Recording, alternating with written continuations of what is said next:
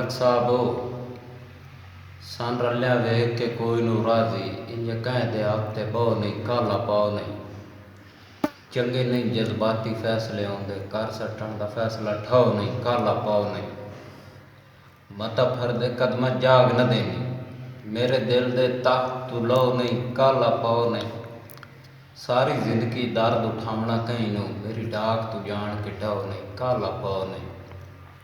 मलक आसिफ साहब रलिया कहीं नू वेख के कोई नू राजी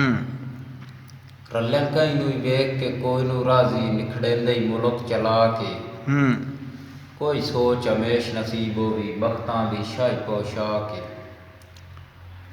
गिला करन कुजात तेरी जात दे बारे मेरा दामन बिल्कुल पा के